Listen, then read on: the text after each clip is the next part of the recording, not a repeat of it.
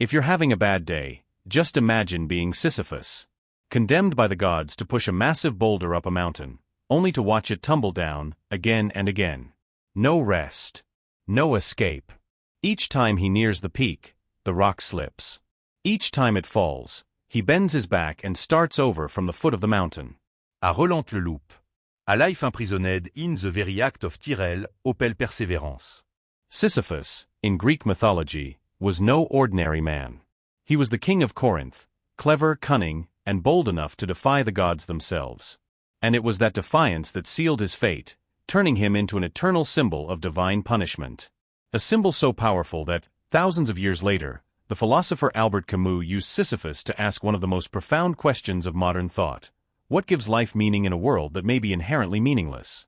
In today's video, we journey through the story of Sisyphus, from a proud king to a soul endlessly condemned, from mythological figure to philosophical icon.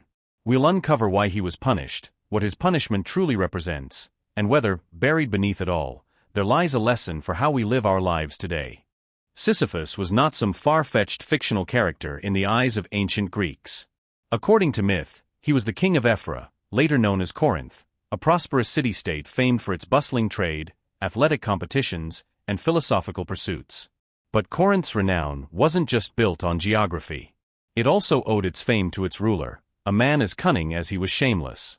Sisyphus was the embodiment of human intelligence, yet also of greed, arrogance, and a dangerous habit of outsmarting even the gods. One of his earliest crimes that put him on the divine blacklist? Selling out a god.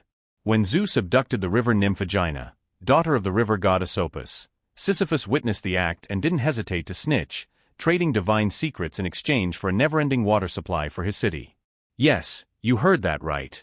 He betrayed Zeus, the king of Olympus, for a river. Naturally, Zeus was furious. But this was only the beginning.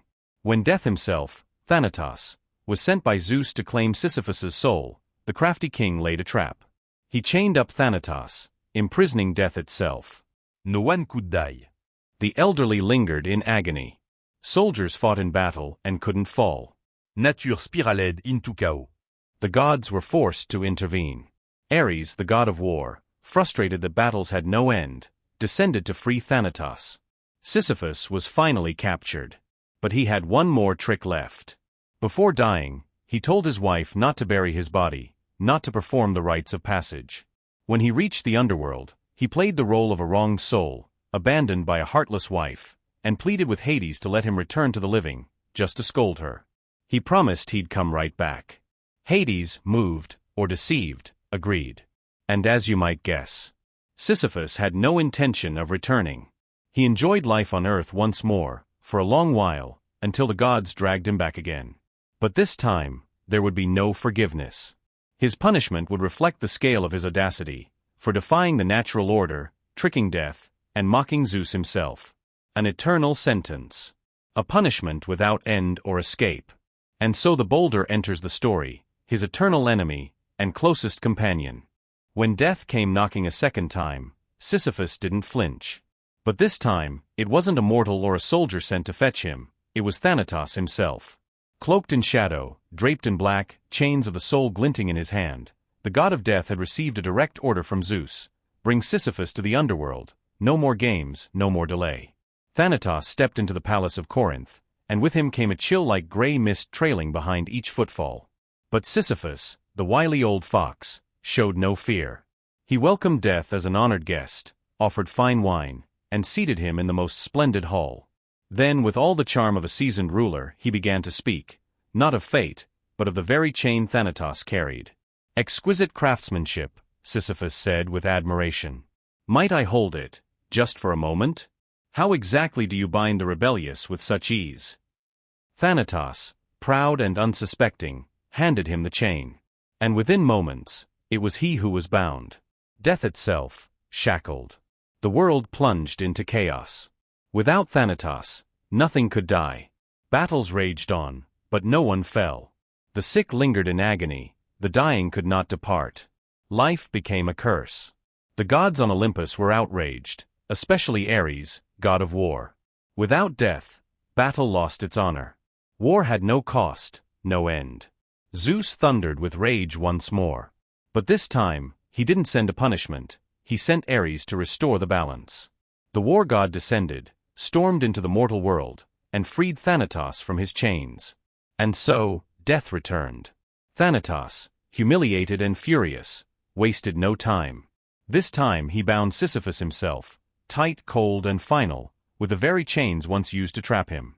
No charm, no wit, no scheme could save the king now. His fate was sealed. Sisyphus had finally reached the banks of the river Styx, where the ferryman Charon carried souls across to the realm of the dead. But even in death, he had one last scheme. Before his passing, he had whispered a final command to his wife, Merope, one of the 7 Pleiades: "Do not bury me. Performe nos funérailles rites." So when Sisyphus stood before Hades and Persephone, the rulers of the underworld, he wept bitterly. "My wife," he cried. She left me unburied, no offering, no tombstone. A soul cannot rest without proper burial. Hades, cold but just, wavered. Persephone, moved by pity, spoke softly in his favor. And together they granted him permission to return to the world of the living, just for a few days, to set things right and ensure his rights were fulfilled. You can guess what happened next. Sisyphus did not return. He lived again, freely, boldly, and without regret. He resumed his reign over Corinth as if death had never touched him. No ruse, no remorse. He simply lived out his days. The gods, long familiar with his games, had had enough. This time, there would be no more chances. No more clever tricks. Zeus handed down a punishment unlike any ever seen in Greek mythology.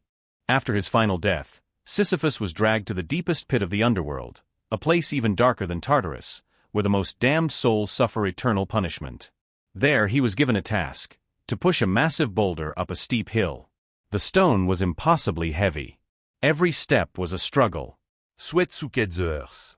Blood seeped from his fingers. And yet, he climbed. Always upward. Always enduring.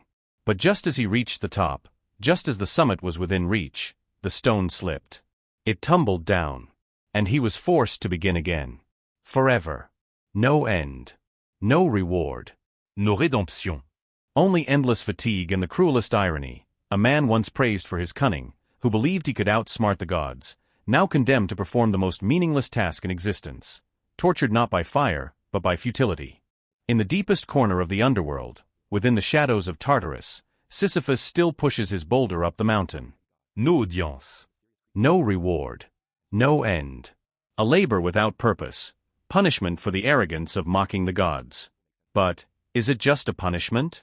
Or is it a symbol? Sisyphus is the paradox of freedom. When a man knows he cannot escape the cycle, yet still chooses to walk, to struggle, that very act becomes his freedom. His image is not just a curse from the divine, but a mirror for the modern soul. When we face duty, pain, repetition, we can still find meaning.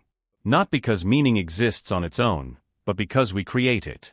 Every stone you push, the job you don't love, the responsibilities you can't refuse, the pain you carry, is your own mountain.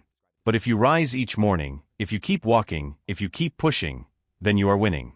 Thank you for listening to the story of Sisyphus, the man who defied the gods, and triumphed in the heart of failure. If this story made you reflect, don't forget to like, comment, and subscribe as we continue exploring the myths that reflect the human soul.